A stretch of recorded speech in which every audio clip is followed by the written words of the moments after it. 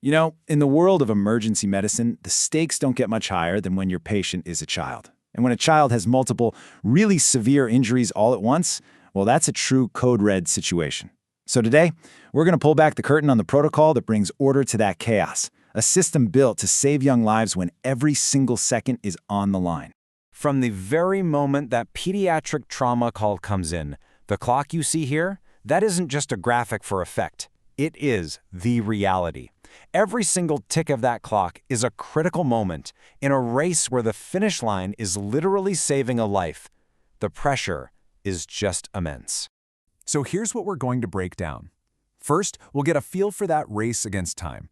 Then we'll define exactly what pediatric polytrauma is. We'll meet the specialized team that snaps into action, walk through their life-saving checklist, look at the hard data that shows how much this all matters, and then wrap it up with the big takeaway about an organized response. All right, let's dive into Section 1, a race against time. To really get why these protocols are so important, you first have to understand the incredible pressure cooker these medical teams work in. It's an environment that's totally defined by urgency. Okay, so before we can really dig into the solution, we have to get our heads around the problem. So what exactly is pediatric polytrauma? The medical definition is, well, it's pretty sobering.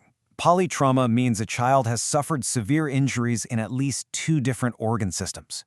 We're talking about things like the brain and the lungs, or the abdomen and major bones. These injuries are so serious that when you combine them, they create an immediate, life-threatening situation. Now here's where it gets really eye-opening. Where do these terrible injuries actually come from? Well, according to a 10-year study, the #1 cause by a long shot is kids being hit by cars. That's followed by traffic accidents where they're inside the vehicle and then serious falls. This data paints a really clear and frankly scary picture of the everyday dangers that can lead to these exact emergencies. And here's something that is absolutely crucial to understand. Treating an injured child is not just like treating a tiny adult. A child's body is completely different. Their heads are proportionally much larger, which makes them more vulnerable. Their chests are really elastic, which sounds like a good thing, but it means they might not break ribs. Instead, the force of an impact goes straight through to damage their vital organs. And with less muscle to act as armor, you can see why pediatric trauma is such a unique and difficult challenge. So when you're faced with such a complex patient, how does the hospital even begin to respond? The answer is all about teamwork. Let's take a look at the highly specialized group that comes together in just minutes. This isn't just a random group of doctors and nurses running into a room. No way. It's a highly coordinated unit. The best way to think about it is like a Formula One pit crew. This diagram shows it perfectly. Every single person has a pre-assigned spot, a specific job to do, all revolving around the patient. There's no confusion, just focused, simultaneous action.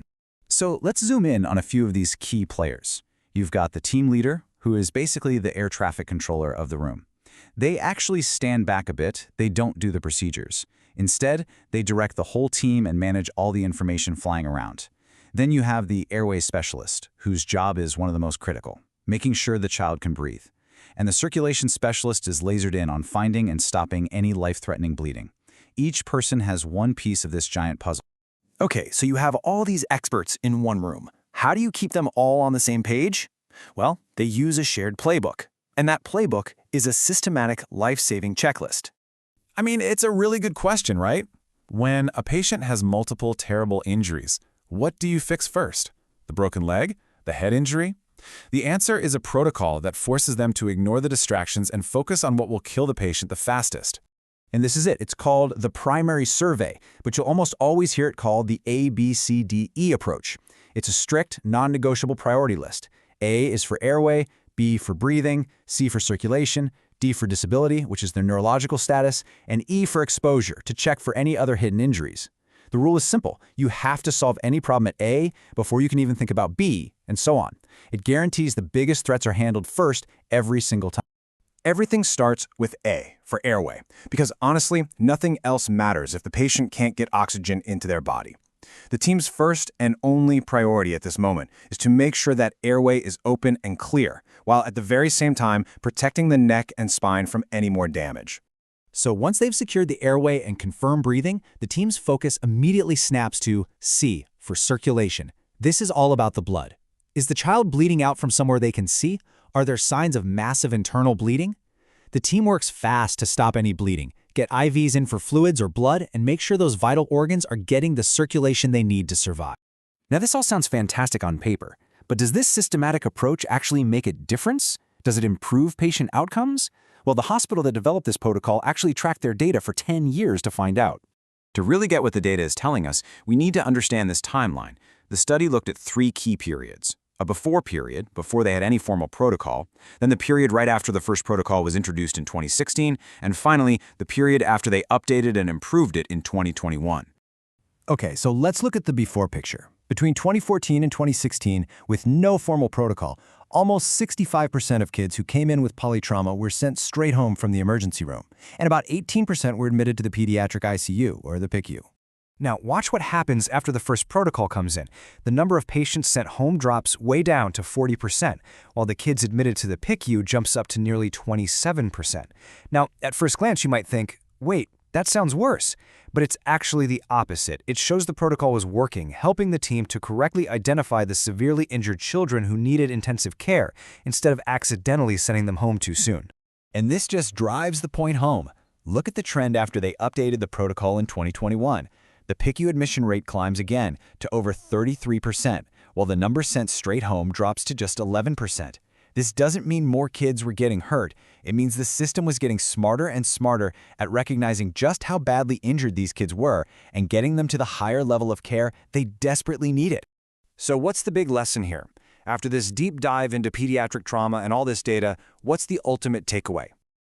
Well, the takeaway is crystal clear. Putting these protocols in place and then making them even better over time completely transformed the hospital's ability to care for these kids.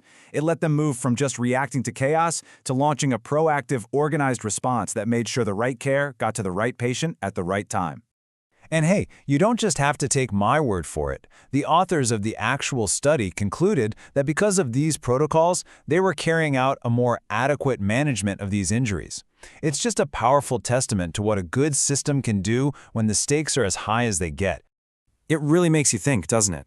From the way pilots run through pre-flight checklists to how nuclear power plants are managed, our world is full of these invisible but absolutely essential protocols. It kind of leaves you wondering, what other hidden systems are out there, quietly bringing order to chaos and keeping us safe every single day?